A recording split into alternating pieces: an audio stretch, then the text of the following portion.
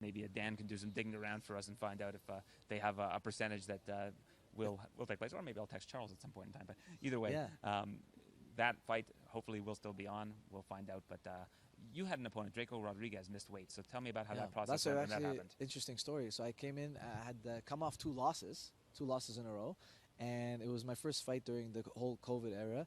And I go on the scale. I get there early, so I got in like 9:05. I was on the scale, and he was like only a few guys behind me. So I get on the scale, I make weight, and when I saw him behind me, I was like, oh, he must have made weight because it's so early. He's got 2 hours to go. There's no way he's missing weight. By the time I walked over and sat down, we hear his weight, and he was 4.5 pounds over. And I'm like, in my head, I'm like, oh, fight's off. I'm like, listen, 1 pound, I get it. 2 pounds, I understand, but 4.5 pounds, it's quite a bit of weight. So Sean Shelby had come over, and he asked me, he's like, well, do you still want the fight to go on? I'm like, listen, I'll be honest with you, 1 or 2 pounds, I'll take it. 4.5 pounds, he's in a totally different weight class. You know, tell him to go back. I'm like, he's 27 or 26 years old that he was at the time. And I'm like, he's young enough. I'm in my 30s, I made weight. You know, he could make weight. Send him back to the sauna. He's like, well, he doesn't feel like going back to the sauna. I'm like, how does he not feel like going back to the sauna? He's got 2 hours to go. What kind of professionalism is this? And Sean Shelby's like, okay, well, how many fights do you have left on your contract? It was my last one. And I had won my first fight in UFC. I lost 2 in a row. So I was on my deathbed. It was make or break for me on that one. And he said, okay, how about this? How about I give you a new contract for more money. I give you a percentage of his purse. And that way, you know, you feel better about taking the fight. I said, yeah, I'll take it. So I signed the new contract. I got a big bump in pay. I was very happy about that.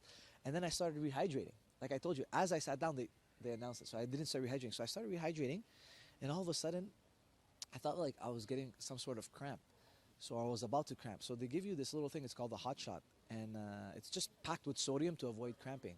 And I didn't realize how spicy it was going to be. They told me it'd be spicy, but I didn't think it was going to be. It's called the hot shot, Eamon. Yeah, but I didn't think it was going to be that spicy. That being said, you just got on a scale. And yeah, your I just brain's got probably scared. not all there. My stomach's, you know, it's not great. So I take the hot shot, and I'm like, oh no. I felt like acid reflux or whatever, and I had to start vomiting. So as I'm walking backstage, I start throwing up in front of everybody, trying to get to a trash can. I couldn't get to a trash can. I just vomit on the floor. And then they send the paramedics to me. I'm like, oh my God, get the paramedics out of here. I just signed a new contract. I'm about to make way more money. Please, I need this fight to go on.